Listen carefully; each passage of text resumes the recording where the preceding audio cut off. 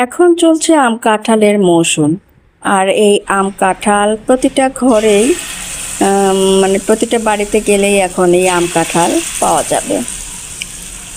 তো বাসায় একটি কাঁঠাল এনেছিল, কাঁঠালটা নরম ছিল। আমাদের বাসায় আবার নরম কাঁঠাল কেউ খায় না, একমাত্র আমার কর্তা ছাড়া। তো একা একা আর কত কাঁঠাল খাওয়া যায়। কর্তা বলল কিছু পিঠা বানাও এই কাঁঠালের পাল্প দিয়ে। তো আম কাঁঠালের পাল্প দিয়ে আসলে পিঠা বানালে অনেক মজা লাগবে। যারা এখনও ট্রাই করেননি অবশ্যই ট্রাই করে দেখবেন। তো এই যে আম কাঁঠালের পাল্প দিয়ে আমিও পিঠা বানিয়েছিলাম। তো এটা বানাচ্ছি এখন কাঁঠালের পাল্প দিয়ে পিঠা।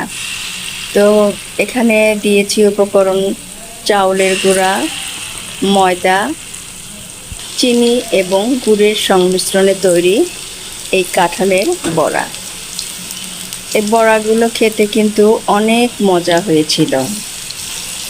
এই যে আমি ভাজছি, ভাজতে ভাজতে অনেকগুলো গরম গরম খেয়ে নিলাম।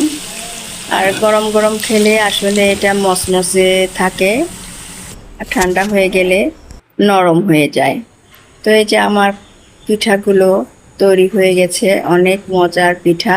আমি এই যে একটি প্লেটে তুলে সুন্দর করে পরিবেশন করছি। এখন আমরা সবাই মিলে এটাকে খাবো।